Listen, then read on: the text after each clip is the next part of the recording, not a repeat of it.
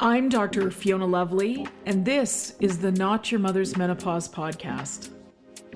I'm taking the taboos of menopause and perimenopause and bringing light to the dark. No bullshit, no shame. It's time for us to gain a new paradigm in female health, out with the old and in with the new, and I'm bringing fresh perspectives from someone in the arena.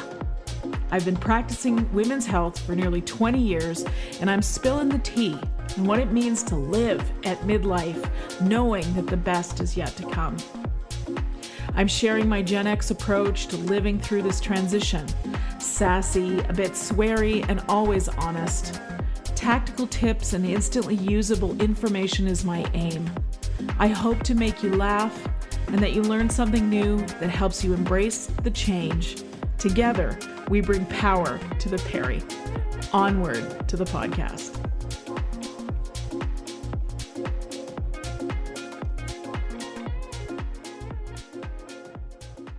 Hello, listeners. It's Dr. Fiona Lovely today, and thank you for listening to the Not Your Mother's Menopause podcast. I'm so excited to bring on a friend today to have a broad-ranging discussion about food and our food stories.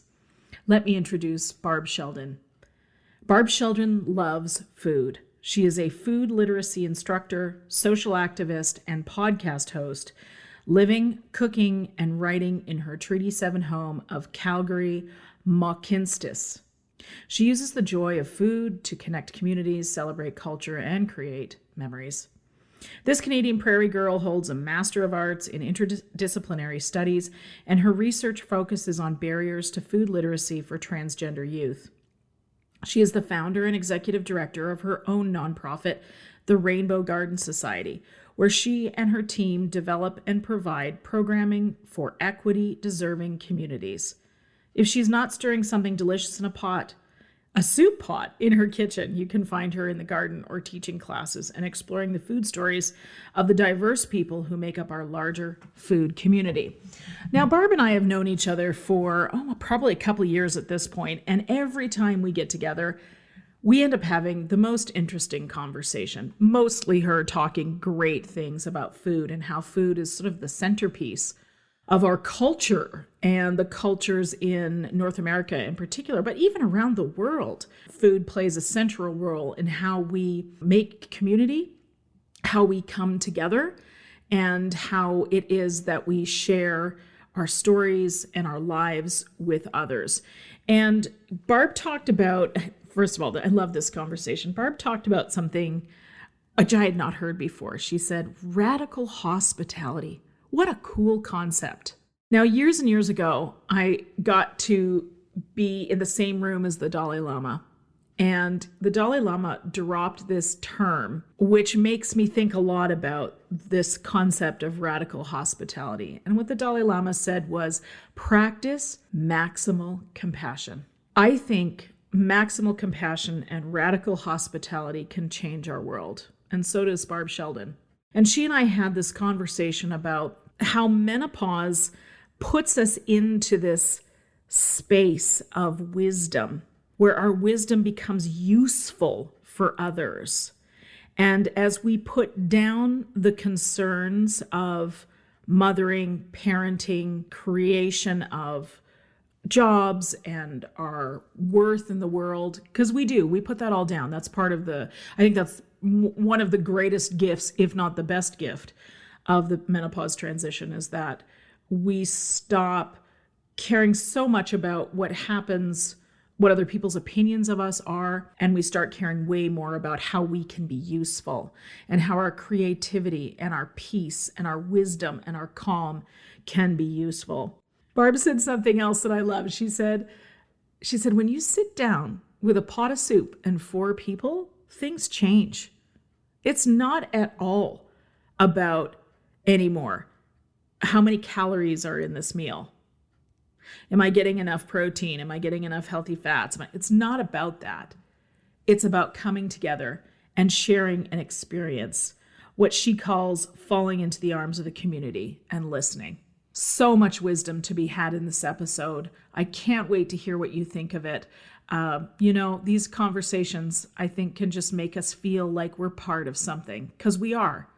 And as one of my teachers says, you're someone because you're some of the one. And on that note, I hope you enjoy this episode as much as I enjoyed being a part of the conversation. Thanks for listening.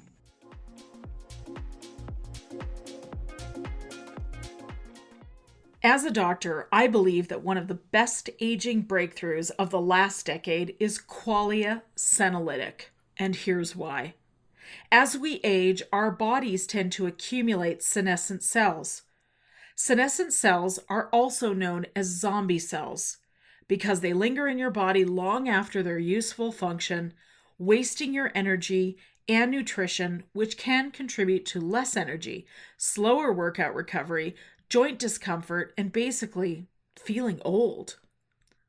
Qualia senolytic is a clinically tested formula with 9 vegan, non-GMO, gluten-free, plant-derived compounds that help your body naturally eliminate senescent cells, helping you feel years younger in just months. And the best part? You only take Qualia senolytic just 2 days a month. It's an easy thing you can do to feel years younger, and it can literally transform how well you age. Go to qualialife.com/lovely to try Qualia senolytic. It's backed by a 100-day money-back guarantee, and use promo code LOVELY, all caps, to get 15% off. As always, I'll leave the links in the show notes.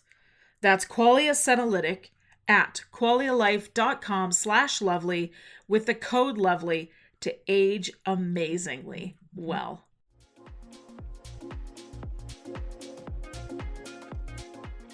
Hello, anxiety, my old friend. Do you ever find yourself replaying the same thoughts over and over, like a bad Spotify playlist you just can't skip?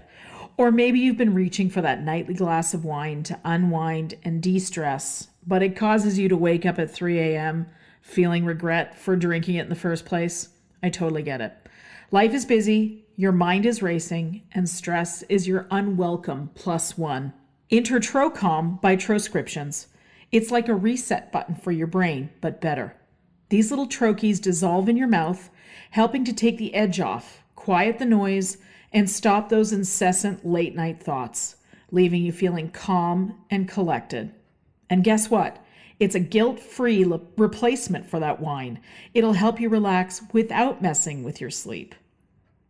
Whether you're juggling work, family, stress, or just trying to steal a few moments for yourself, let Trocom bring your chill back on demand.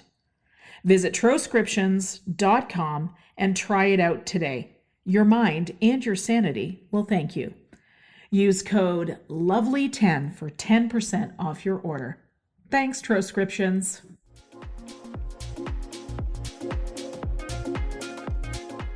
This is the Not Your Mother's Menopause podcast, and I'm Dr. Fiona Lovely, and today I'm joined by a friend. We're going to have a great conversation today about food. This is my friend Barb Sheldon, a Food Stories podcast, author, food literacy instructor, social activist, generalized badass. Barb, welcome to the show. Thank you, Fiona. I'm so excited to be here. This is the best way to start this new year. I agree totally. I mean, it literally, anytime you and I have been together having a conversation, whether it's in person or it's over Zoom, it just feels like I'm sitting with a friend. And so thank you for being that person for me. I'm so excited. Thank you for being that person for me. Bless you. I just think it's awesome. Women supporting each other. It just feels like we're in a different era of that, doesn't it, Barb? Yep. And can I actually show you something? And we Please. can narrate this for all your audio-based listeners, but I'm going to stand up and show you my shirt. It says, "This is what women my age look like." Ah, I love it. I wore this because this was a shirt that is part of a fundraiser for, we have a local broadcaster here in Calgary. Her name is Leslie Horton. I'm not affiliated with her at all. I just think she's also an insanely amazing badass. And she does the traffic and the weather on global news. And she was body shamed one morning She is in menopause and she is a cancer survivor. And she said to the incredibly, insanely mean person about her body, you know what? This is what women my age look like. And also she lost her uterus to cancer. And Mm-hmm. it was such an insensitive comment that I was filled with rage. But anyway, then she decided, because she's amazing, to make these shirts, and 100% of the proceeds go to cancer research. And so, and I love wearing it. I love like wearing it out because, yeah, okay, we're Gen X, and sometimes we're a Yes. little in your Irreverent. face about stuff, just a little. Yes. Just a And I little. love that for us now. I'm Yes. starting to embrace that. I think it's, I remember when I was instructing nutrition and I had a couple of women in the front row of my class who were clearly going through menopause. And so they actually would have been baby boomers Mm-hmm. at the time, because this was about 20 years ago. And they were so sassy and annoying. And I was like, I will never be that when I'm in, in menopause. And here we are. Yes, here we And are. you know what? We're feral. Like, you know, we A grew up hundred percent. with somebody on social media said the other day, we grew up with no video record of what we Yes. did in our youth, and it's probably better. So anyway, I just, yeah, I agree. This is a strange time of life. It's probably it's, you know, for sure, actually, the hardest time of life that I've ever experienced, but Mm-hmm. it's the gift is also massive. It's like they balance each other out. And I would Mm-hmm. never go back to my Mm-mm. 30s or Mm-mm. 40s. Never. Mm-mm. Mm-mm. You know, recently I was at a longevity conference, and there was a person there that I was talking to who's doing research, stem cell research on preventing ovarian senescence. And what that means basically is stopping ovarian aging and all Mhm. the things that go along with it. And he was talking about how he was talking to three of us that were in our that are in our perimenopausal era. I think there's one of us that's menopausal and the other two are somewhere in the peri. And he was saying, well, women want to preserve their fertility. And I said to him, I said, what women are you talking about? Like, oh, well, they have younger husbands. I'm like, do you see the problem here? Like, do you see where? Anyways, what was interesting was that, but fascinating, what I love about this concept is the idea of preventing the things like osteoporosis and brain decline and other sarcopenia, the loss of muscle that happens with age, etc. And I Mm. like that. But what I said to him was, thank you very much. I'll take all of those things, but I don't want my period back. Mm-mm. But the gal standing right next to me, she goes, I do. And I was like, Mm. fascinating. Mm-hmm. Fascinating. So we all, this is the thing, we can just make it what it needs to be for us. And it's such an interesting lens. But I had to sort of bring his awareness to the fact that actually, do you realize that your point of view is actually the masculine point of view and you're Yeah. feeding into feminine ideals of what women are supposed to be, like hanging on to something that isn't particularly natural for us at this age? Do you know? Yeah, yeah, and like don't get me wrong, like first of all, my neck betraying me. I don't understand what's happening here. And Why are my sure, boobs pointing at the ground, Barb? yeah, all of right, all of these things. And when I look at my younger, beautiful counterparts, of course, there's a part of me that thinks, "Oh God, I wish I would have appreciated what I had 15 or 20 years ago." But I think the gift of menopause for me, especially working in the nonprofit field, which I'll tell you about, is the this external focus now on using this hard-earned wisdom, because I'm a way better person than I was 20 years ago, 15, 10 years ago, like a way better person.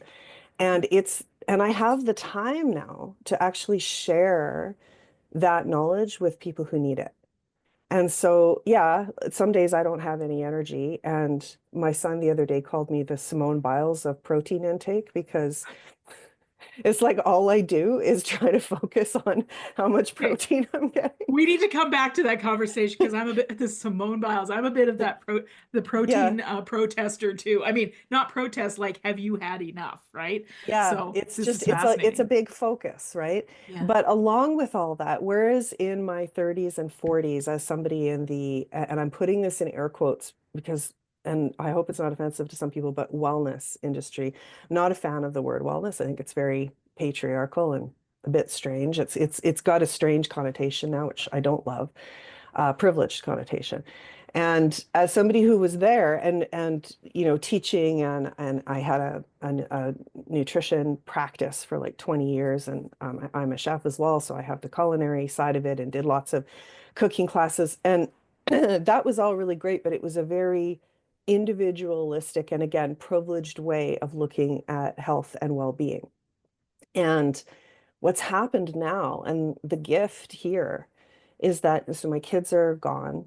My body is purposefully slowing me down, and sometimes it's the only thing I can do because I'm so physically tired is just allow my brain to ruminate and bubble and think and stew. And that allows for a totally different kind of creativity that is not individualistic, but rather community focused.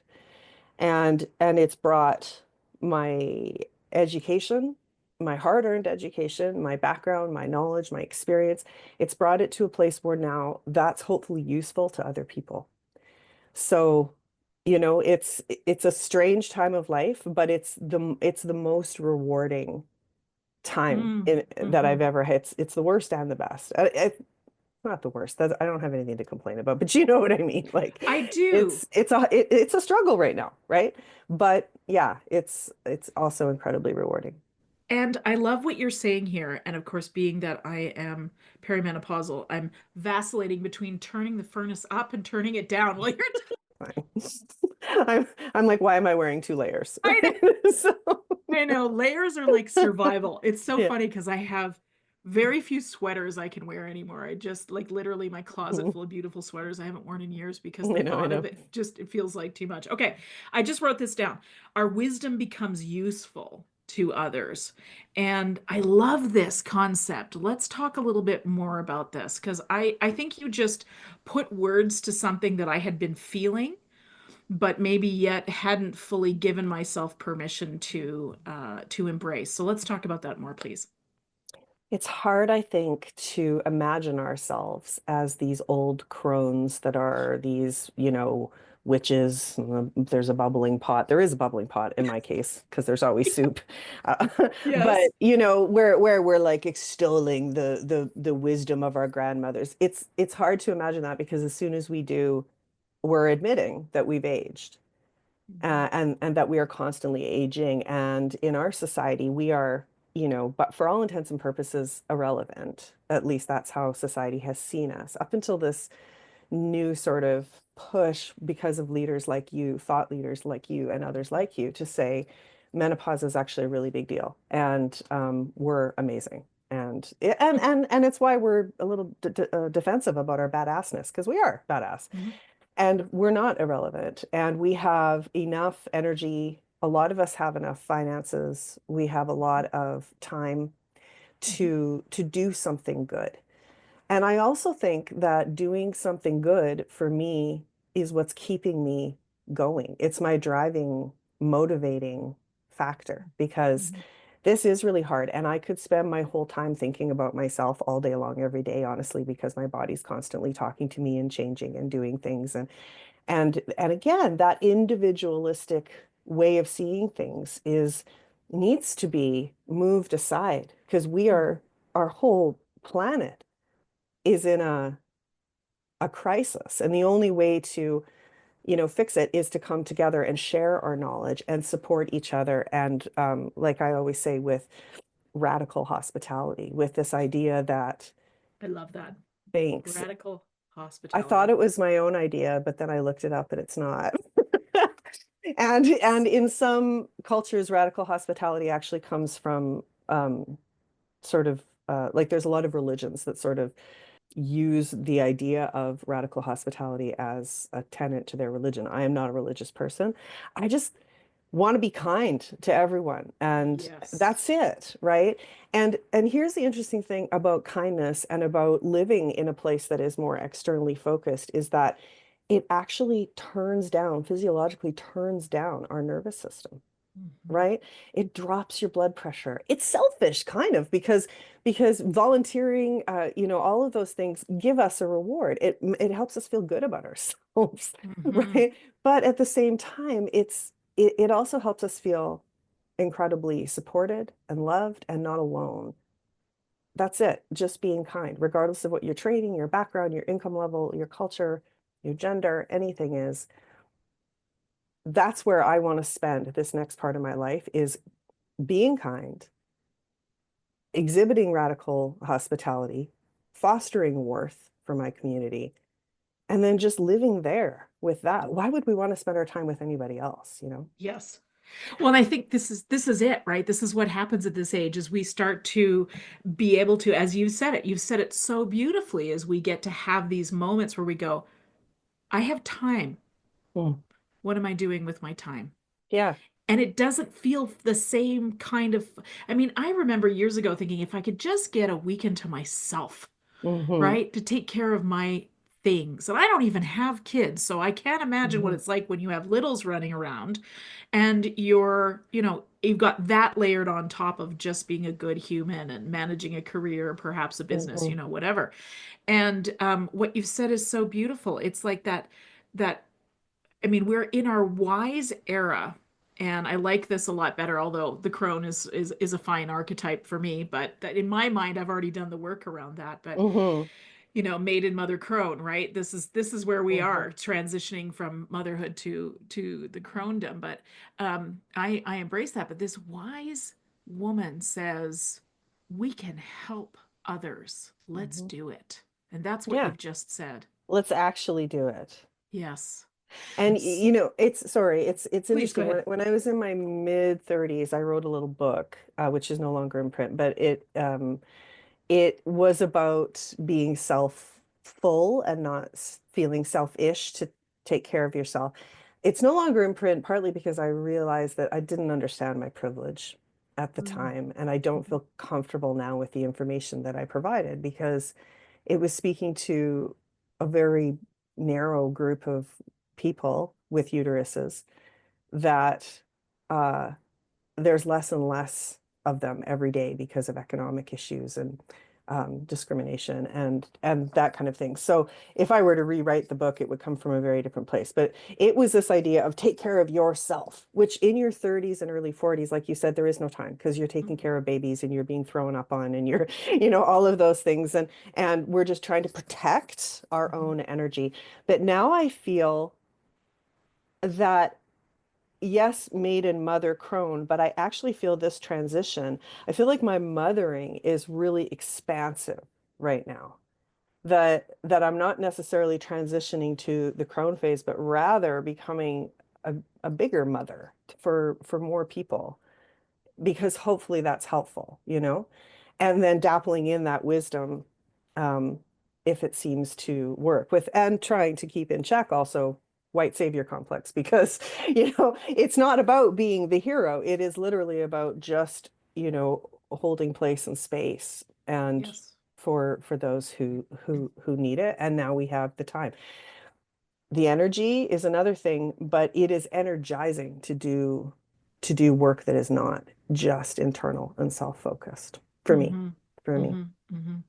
So interesting. So almost like we're changing that archetype transition from mother to crone. And I love the way you said it. It's like an expansive mothering. I mean, isn't that what the grandmothers did? Mm. Right? Isn't that the And grandmother energy, especially in the indigenous cultures? yeah, and grandmothers couldn't have babies, right? They were past that. So there's still a reason for grandmothers to be around, you know, Yes. anthropologically speaking. And that Yes. reason is to pass on wisdom and Wisdom. take this time to make the world a better place. And we've been sorely, sorely missing that wisdom because in the last several generations, we have absolutely disregarded age as something nobody wants to see. We're just going to erase it. We're going to make things irrelevant and make women and more so than men, even, Mhm. irrelevant at a certain age. I mean, you and I grew up watching Lloyd Robertson well into Mm. his 70s as Mhm. the news at 11 o'clock. I mean, Mhm. the thought of staying up till 11 o'clock now is like traumatizing, Hilarious. Hilarious. right? But Fiona, yeah, ridiculous. I know, right? But just a few years ago, Lisa LaFlamme was I know.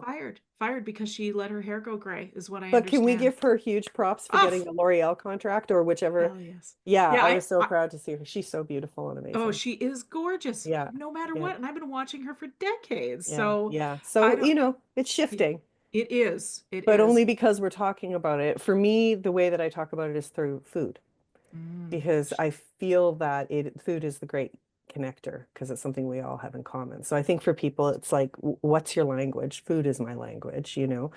But we all have a way that we can become more externally focused and expansive I, as yeah. when I was getting ready for this discussion today for the show, I wrote down one question I wanted to ask you, and I think it'll fit really well right here. And that question is, you have a profound belief in the therapeutic power of food. Tell us more. Mhm. I like that it's an open-ended question. Sometimes I think I see food differently than a lot of other people in our industry, in that I know that food can heal and food can also hurt. Food can do a lot of things, and we spend so much of our time focusing on nutrients, especially right now, because we need to. I work at my fiber every day, and like I said, my protein, obviously, I'm gold medal. But I can do that because I have the privilege to be able to afford that food. And that's maybe where my lens is different. And I don't want to sound preachy about this. It's just that we can use even the most basic food to heal.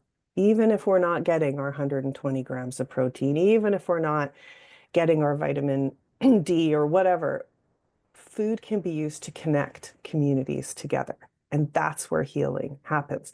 And I always think about in my own menopause journey and how hard it is. I always think, how hard must this be for like a woman from the Ukraine coming to Canada? How hard must this be for a non-binary person with a uterus who is denied medical care? This is hard for me, and I have a modest amount of money, sometimes to the point where I actually can't afford the amount of protein that I need right Yep, now. That's the reality, right? yep, yep. I'm celiac, so I can't eat even things like beans and stuff. So I've got, food is expensive for someone Mhm. like me. Sometimes I can't afford it. So if that's troublesome for me, what's it like for people with uteruses that face discrimination that are from equity deserving communities? And the answer, though, still is food is healing.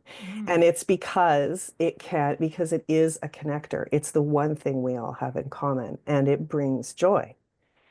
And so, if we get sucked down the social media rabbit hole and we're watching is videos about how to get 120 grams of protein a day, we're forgetting again that we're looking at it in a very individualistic way, and that actually just sitting down with a pot of soup with like four people is as nourishing, if not more, because again, physiologically, drops your cortisol, Hmm. brings joy into your life, helps you sleep, right? There's actual physiological reasons to connect with your community.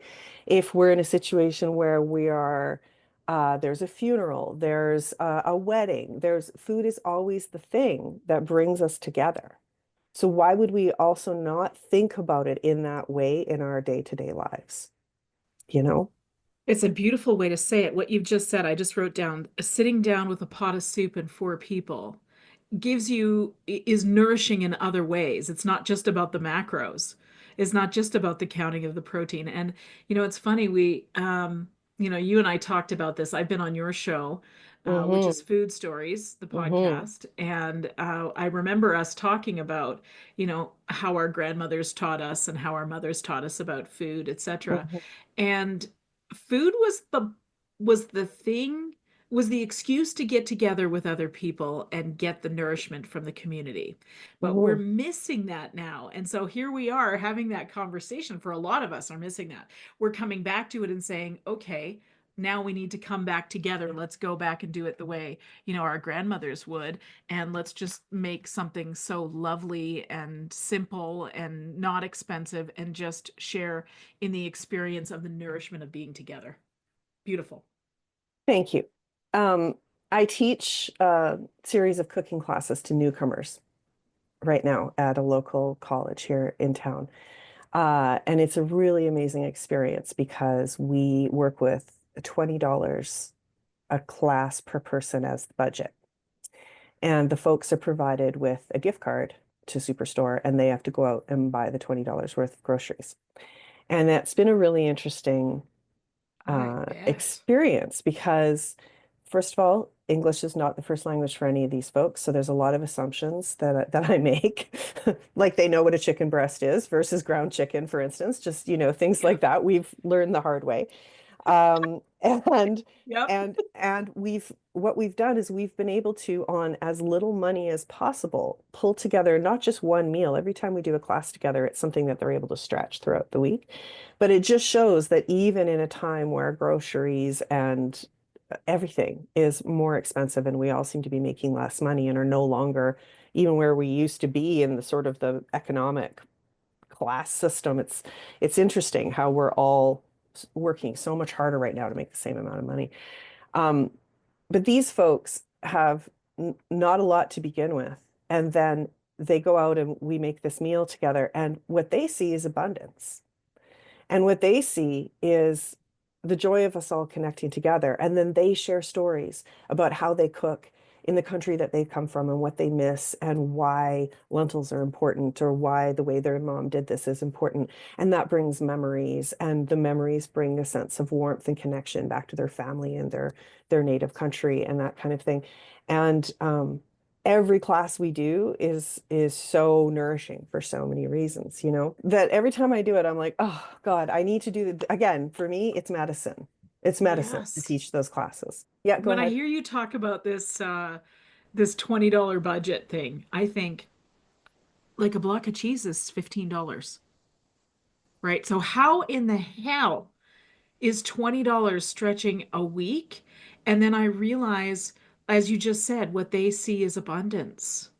So it's all about the lens, like it's all about where you've come from, where your And focus just has been. really understanding our privilege here in North America and Yes. how wasteful we are in relation to food and how we see bottles of supplements as cures, $60, $70 bottles of supplements as cures that we are able to just buy and not even think about it and take. And if we don't like it, it just sits in the cupboard, and as much as, listen, like my training is in nutrition, I understand that food has function, that nutrients have function, and that's what keeps me alive.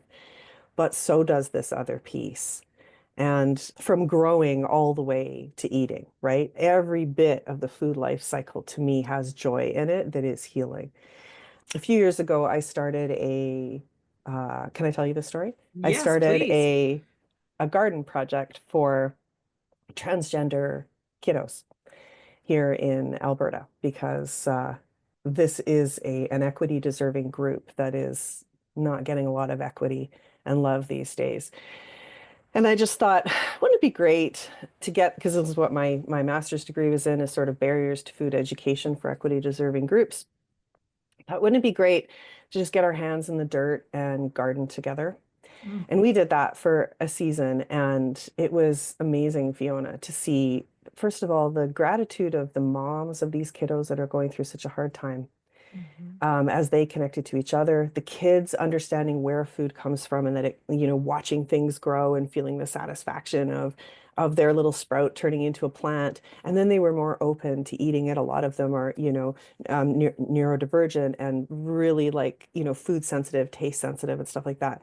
But we were able to take that program and actually see like changes within a community simply by showing what I call food literacy, the idea of understanding all the little nuanced pieces of food that don't have to do just with nutrients, right? And that program, we started it just like 10 kids. The next year, which was last year, we opened it up to the larger LGBT community here in Calgary. And I think on our busiest gardening day, we had 50 people in the garden. And we were growing food. Like most community gardens, you grow food, again, individualistically for yourself and your family in a plot. Mhm. Our garden grows for the community. So we grow the food and then donate it back into the community.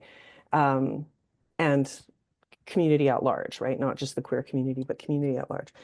And what has come out of that project because of food and looking at food in this powerful, joyful way of passing on knowledge and passing on kindness is that now this group of people, they've all become like family with each other. And we're making meals together and again just sharing kindness. And it's growing to the point that now we're an official nonprofit society with an executive director and a board of directors and grants and programming and simply because we're using food as the way to connect. And so it's such an amazing experience because, it's just me, Love just like this. suburban mom from Calgary over here who, Yeah. you know, just wanted to get outside myself a little bit. It constantly reminds me not just of my own privilege, but of what there is to truly be grateful for, especially in a time when sometimes it's hard to find that. And food is that ultimate connector.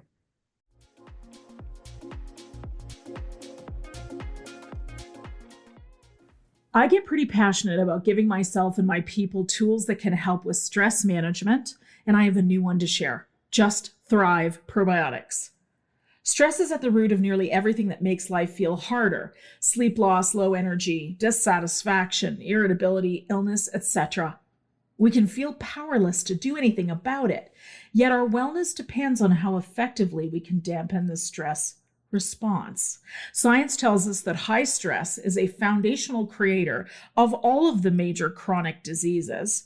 And we know exercise, healthy diet, and meditation are important, but we can still do more to stress less. Probiotics for stress, though? What? Yep. Gut health is connected to overall health, so caring for the gut microbiome can have effects on all systems of the body.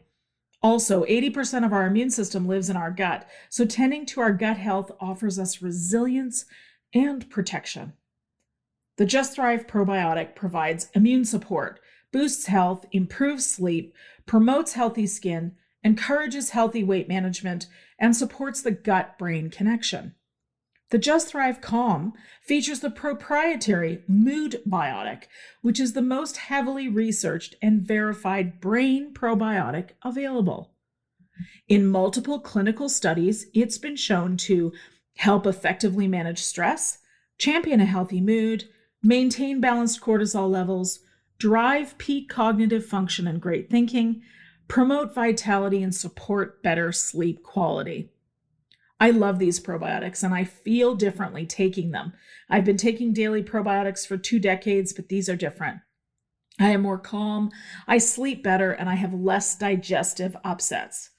For a limited time, you can save 20% off a 90-day bottle of Just Thrive probiotic and Just Calm when you go to justthrivehealth.com and use the promo code LOVELY.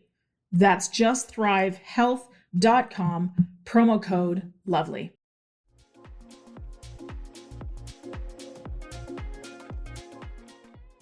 So again, you're taking the wisdom lessons that you've got and just saying, who's welcome, who needs a mother, who needs a grandmother, just come together. Let's just create space where everyone is welcome.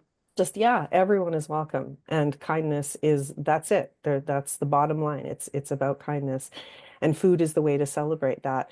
And what's so interesting is it never fails, whether I've got people here at my house cooking or I'm teaching a cooking class or we're sitting down for a meal with a group of people, there's always this moment where you just feel the blood pressure in the room drop. It's like everybody, and if we spend our lives as perimenopausal, menopausal at this point in our life, if we spend our time being, oh my God, okay, well, I've got to get, this much protein and I've got to make sure that I wear my weighted vest and I've got to, and I'm ticking off all these boxes, but I also work and I'm probably taking care of my parents and I'm taking care of my adult children and, Yeah. And I'm exhausted and I fall into bed and then I don't get a sleep and sleep is the most, the biggest priority. It's kind of like that monologue from Barbie, except it's like redone for menopausal women, right? If that's what we're doing and that's it, then yeah, we're tired, right? This is filling up communities and hopefully then creating change within ourselves as well. So, to a woman listening who's inspired by what you've just said, as I am inspired as well, Barb, so thank you for that. Where do we start to embrace the outward assistance, the outward sharing of wisdom. If we're exhausted, if we're in the sandwich generation, we got kids and we got parents and Mhm. that whole thing, what's a little thing that we can do to start?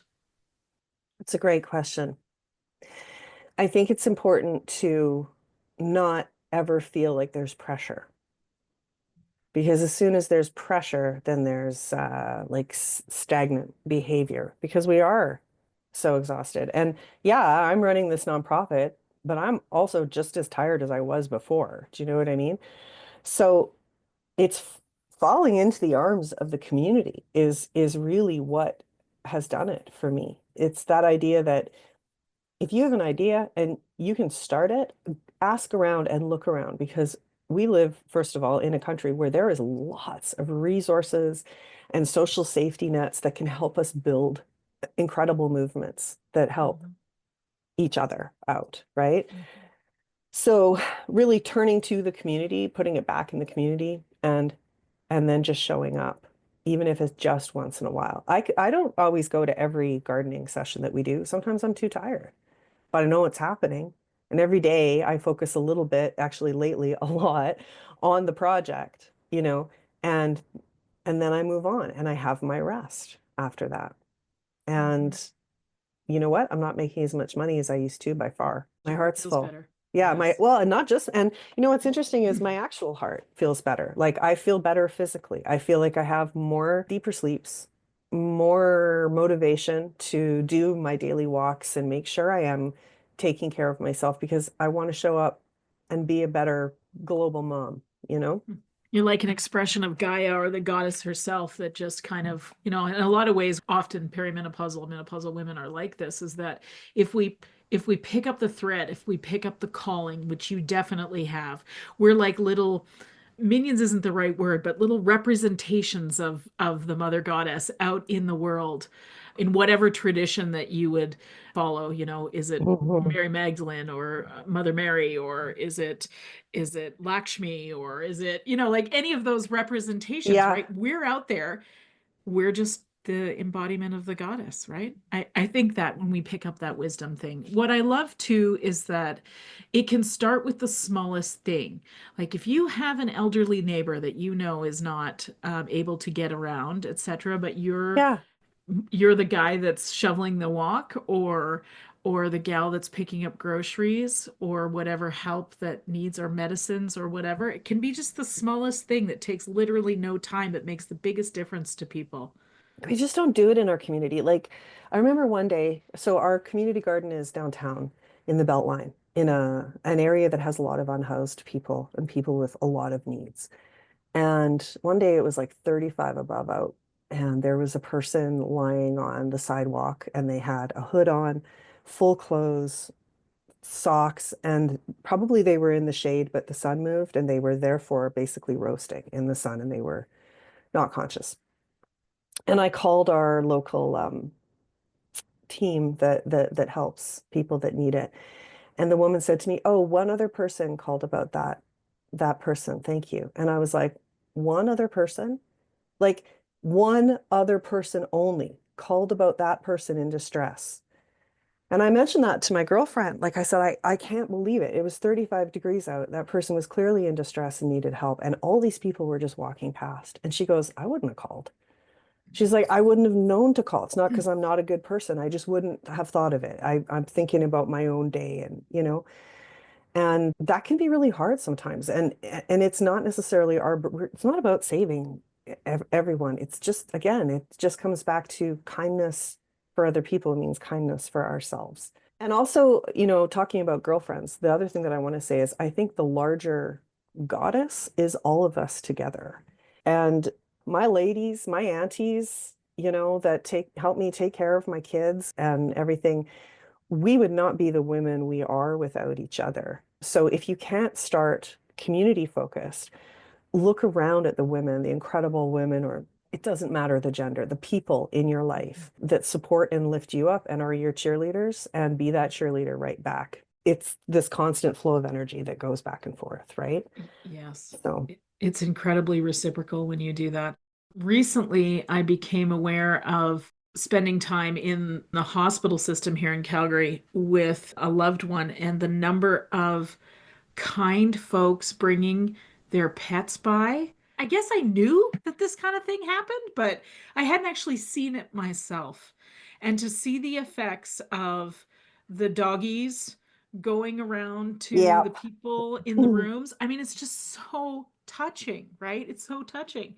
We And just, we yeah, all need it right now. And the rhetoric, which is true right now, is that the world is a pretty unkind place. But I think if we really look, it's actually the opposite. And if we have to apply that to the menopausal yep, person, yep. then what we're saying is that open your eyes and look around you and Mhm. see where the kindness is because it inspires you to be kind. And I know it sounds sappy, but it's super not. It's literally what's getting me through menopause. Like Yes, it is my yes, medicine. Like I yes, said, it's like in a way it's community focused, but it's also kind of selfish because it is helping me. yes. And I don't know what I would do without my incredible community of gardeners now. I cannot believe they were not in my life before, you know? All of these people who every day face social inequities, who show and demonstrate just by being in the world that they are amazing people. Like it is Mhm. so inspiring and it's so uplifting. And again, physiologically, that affects us, you know? And if what we need is sleep and less cortisol and all those things, like I would much rather just be surrounded by people who I love and than doing like a cortisol detox and things Oh, like that. I just 100%. that is, there's no such thing. That is a core, just that's how we de-stress, right? Lean on each Yes. other, especially Yes. in these crazy times. So, Yes. Yeah, and I think the ancient wisdoms would say when you see that there's always a duality. So when you mhm. see the darkness is rising, it means that the light is rising just as much Yeah. because you can't know the dark without also knowing the light. They both have to be there.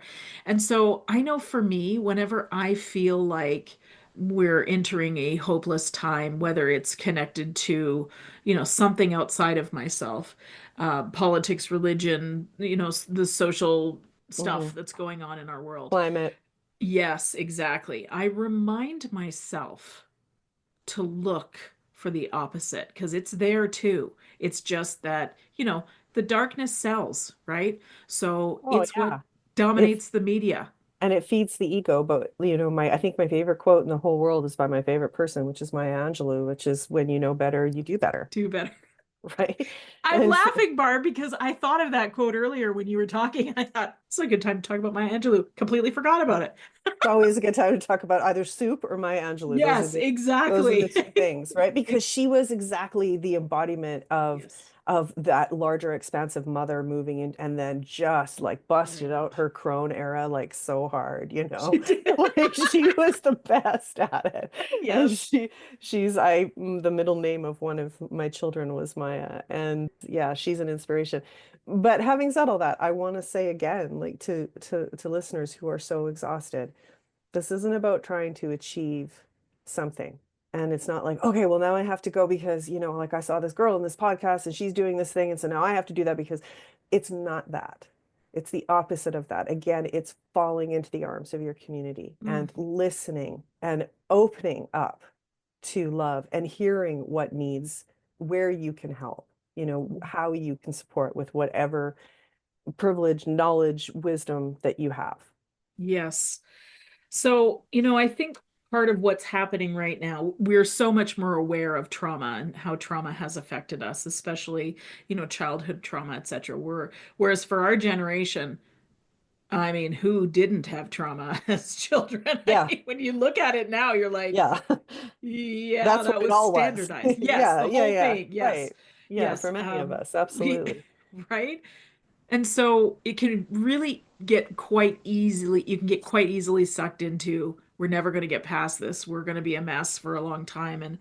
And I think what you just said is so, so important. First of all, the hustle culture and the getting shit done Mhm. culture is part of the way the patriarchy expresses itself. So part of the way we were taught these patriarchal ideas of industriousness, Yeah. etc. However, it's way simpler than that. And as you've just said, as I wrote it down, falling into the arms of the community and listening. Mhm. And forget about all the stuff, right? Forget about who hurt you. I mean, in a lot of ways, human beings, we have our stories suction cup to our faces, right? And we start to identify with these things and get galvanized around them and fight against them and all of that. And it's Yeah, which like, is stored in your body, right? yes, Somatically stored. yes, absolutely. And Yeah. you're just saying, look, find the people that are your community, that are your tribe, that are your gang, whichever word you want to use, and just let them embrace you. And like this year, at the end of the growing season, at the end of the gardening season, I was harvesting and I was like, we grew this plant. A person who didn't know how to do this did it after hard labor of trucking in soil and building retaining walls and all that other stuff that we all did together. This plant grew, and now that nourishes someone. And I don't think I have to actually think much further than that. As much as I love, research and I love Mhm. projects, and I am a very, type A person who loves data and that kind of thing. I love all of that. And there's something really great in that doing and that trying and succeeding and achieving. And that also can help the community. But even more so, just looking at that little plant and going, this is a thing. And we can share it together. We can eat it together. We can learn from each other's recipes and stories, their food stories. We can hear about their culture. We can be grateful together. We did Mhm. we did a Friendsgiving dinner with our garden group this year. And for a lot of them, it was like an orphan dinner. A lot of them didn't have any family. A lot of them are outcast from their family, right? And have Mhm. never just had like kind of a normal Thanksgiving. Somebody was like, "Is this what Thanksgiving is like?" I was like, "Oh no." No, not for most people. Family gatherings are often not this joyful. But we Right. all sat together with food that we grew. And one of our members said, "Can we go around the table and say what we're grateful for?" And we were all bawling by the end I'm of it. sure. And and everything that was said had to do with the people who were around them and how they felt safe, Wow. right? And accepted and loved. And and again, medicine. That's medicine, right? Mhm. Mhm. So, one of the reasons that I think you and I always have so much to discuss that's interesting, and I'm glad we're letting other people hear our conversations, is that I get the sense that you, like me, grew up in a family where food was important, but gardening was important too. And even though we live in this tundra, as I'm looking outside, I think it's Mhm. minus 29 Celsius with the wind chill this morning. It's a chilly one. We have such a short growing season, but yet some of my very best memories from my childhood are with Mhm. my mother and my grandmother in the garden. The garden is a powerful healing place. And even if you don't know, you always, people say, "Oh, I have a brown thumb, I kill everything." Food can grow anywhere. It can grow in a pot, on a windowsill. It's why we chose the location that we did for our garden, was because it's actually not a farm. It's not a garden space. It's a place where you need to put things in pots. Food can grow anywhere. And if you can grow it, then you're empowered to put it in your body and it honors your body. And in a community, there's so many of us who have disordered eating behavior. We have body dysmorphia. We have ways of being hard on ourselves and looking at ourselves and using food to control that. Even little kids do that, right? Mhm. But when you see something grow, you grew it yourself, and it's maybe just basil or whatever, it's one thing, you're going to use it. And then it's more nutrient dense. And it's the farm to fork time is very short, right? Mhm. It's Mhm. supporting the environment, it's supporting the community, and it's supporting ourselves. So it's making memories and all of those things that you said in your stories about your grandma, Mhm. all the things that you did together. Those it's cherished. That's way more cherished and way more memorable than thinking about how many calories is this and that kind of thing, right? It's Well, more nourishing. Yes, and I love that we keep coming back to that concept of how do we bring more nourishment in. And I know this was something we discussed. I think it was, anyways. I come from farmers. My grandparents were grain farmers, and so there was this enormous garden on the farm that we would, Mhm. as kids, we'd be sent out there to get the potatoes or the carrots or whatever else, Mhm. radish, whatever, corn, whatever grandma wanted to make for dinner. And I remember when I first came back to Canada after professional school in 2008. And at that time, Jamie Oliver had a show on, and I can't remember what it was called, but basically he moved to what was at the time the unhealthiest part of Mhm. one of the United States, one of the Food, states in the food US. revolution. Is that what it was? Yes. Okay. Right. Yeah. So I remember what it was fascinating to watch, Hmm. by the way. And I know this is a big passion project of his for sure, is letting kids know how to cook and where their food comes from. But, Yeah. he went into a classroom, it was like grade two or grade three kids, and he had a bunch of produce sitting out, and he would hold up the produce and ask the kids, what is this? And They where does didn't it know. come from? And they didn't know. No. There was one time, so I used to be on a really cool, amazing project called the Culinary Trust, which was a board that was founded by Julia Child. I was very honored to be on it. And we would go through America every time there was a conference. We'd try to go do some work in the community. We did a cooking class one time in Hollywood, a whole bunch of chefs and I, for some kids at an elementary school. Most kids were uh, Latina descent, and a lot of them had never seen most of the vegetables that we showed them. And they were in California, where most of the produce is grown. Wow. And So it this is a problem with big food industry getting involved, as far as I'm concerned. But please correct me if I'm wrong. and income, right? Like even the principal of the school had never seen cauliflower. That was new to her. And it was because they lived in an area, if you've been to Hollywood, it's very low income area actually, where there's not a lot of access to food, and food access is such a huge part of it. And I was so cocky at the time. I was like, oh, this is terrible for these folks. Clearly, it's not like that in Canada, except it's just like that here, especially in our city in Calgary, where 3 out of 4 families in certain areas of the city are food insecure. And so what's interesting is attached to a lack of food can also be a sense of worth. And in my research for my graduate work, when I was looking at barriers to food and food education for transgender youth and for equity deserving communities, the biggest finding was that you could have all the programs and all the ways to teach people about cooking and about nutrients and all of that. But if they didn't feel like they were worth the food, then they wouldn't access that programming. And when someone is told on a regular basis that they're not worthwhile, that they're not worth being nourished, then they start to believe it, right? And big food and social media and certain ideals make that echo chamber, and people hear it, especially vulnerable people. And so when we're looking at the idea of like the food revolution and gardening particularly, the idea is not just to have that food available and do that education. This is what a cauliflower is. This is what an eggplant is, but to say, and you deserve this food. And this is for you. This garden is for you. You are welcome here. This meal is for you. You are honored here at this table. That's how people get nourished. And it's something that we can access. It's not like you Yeah. have to, like you said, in a pot. You can just put carrots will grow in a pot. Certainly Yep. basil will grow everywhere. The problem with basil is once you start growing it, forget it, it's growing Same with everywhere, right? mint. Same with mint. And all of those things are very nutrient dense, right? But if people Yes. don't know what to do with them, or that they even deserve to learn how to do anything with them, then they're not going to use them.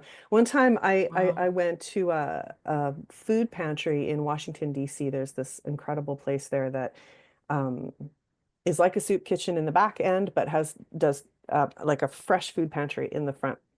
And the pantry was full of food. And I said to the executive director, I don't understand why there's so much food here. You're giving this food away to people that need it? She said, yeah. I said, why is it full? Why is the fridge food? The food is like rotting, literally rotting. She's like, because they don't know what to do with it. And they don't know that they should. It's much easier to go get a handout, right? Like a bowl of soup from the backside than to make the soup yourself. Which is where my food literacy sort of like the idea of doing cooking classes and making them accessible to everybody all the time sort of came from, was that idea of like people need to know this information because they need to know that they're worth it. Mm, Hmm. you said a mouthful there. How can we do just the little tiniest thing in our own home around food literacy? What's the thing we can do with the people that are closest to us that will help, foster that connection? Regardless of age, gender, income, anything, any person in your home, invite them into your kitchen. So a 2-year-old can cook. You can absolutely give a knife to a 2-year-old. It's knife appropriate knife, but skill appropriate knife. But a 2-year-old can cut a banana or an avocado, right? Teach them early, praise them for the work that they're doing, and have curiosity about it, right? Show your teens. Just, this is what I'm doing today. See? And you know what? Both of my kids cook. It's incredible. I really tried not to push it on them. And now like they send me recipes. They're always like, "Oh my God, I made this amazing." Like we made this chicken soup last night that my son invented. And his whole thing is you got to caramelize the carrots, which made such a difference to the soup. I couldn't believe it. Wow. It like made it so sweet and kind of roasty flavor. It was awesome. And he learned that himself. And when I started my master's degree and I started researching barriers to food literacy, I did that because when my son was transitioning, um, and he had his friends over and they were like 14, 15 years old, inviting them into the kitchen and showing them and just getting them to like make tortillas or, make a salsa or whatever, again, increase their worth. I saw them, somebody saw them, right? And we were just doing a normal thing together. It wasn't about the fact that they were transgender. It wasn't about, it was just we're cooking together. It's this great equalizer, or it can be, you know? So yeah, invite somebody into your kitchen personally is where I would start with What a, food anyway. that is a great recommendation. I love it. I never, at 51, we're having this conversation. I'm 51 and I'm listening and I'm thinking, I didn't realize how much of my own worth I got from sitting. I mean, my mother was a great cook, and she Mm, would literally plop my brother and I on the counter, and we would sit with her and watch mm. her while she cooked.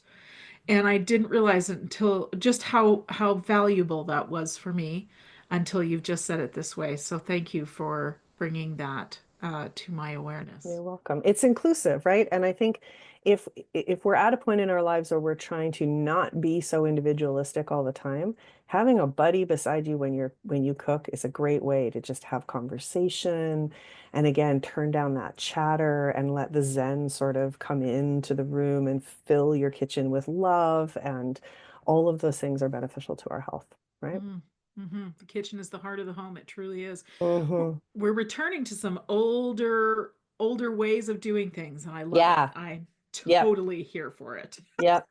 Garden, make a Yep. soup, make a Yep. pie, don't Yes. waste food, all of those things that, also had to be done during the war, things like the Victory Garden and stuff like that, were it's very subversive behavior, right? And it pushes against the patriarchy because it pushes against capitalism. It says we can do this, we can be self-sufficient. Ooh, those are big, big ideas, and I love it. I love it. Yeah. Barb, I know people will be listening to this conversation and saying, "Where can I find out more from you?" So, can you share with the listeners where they can find you, please? Yeah, so I have a podcast which Dr. Fiona has been on as well, and that will be we're into our third season, which will be airing soon, and it's called Food Stories. So you can find us on all major platforms, and it's a podcast. Literally, I just say to people, "Tell me your food story," and everyone is different, and we have all genders and cultures and abilities, and it's just really kind of again a very equalizing and soothing sort of podcast. It's supposed to be sort of cozy. My website is Barb Sheldon Food Stories. And if you're interested in learning about our community garden project, our nonprofit is called the Rainbow Garden Society, rainbowgardensociety.org. Oh, I love that. What a great name. Fantastic name. Thank you.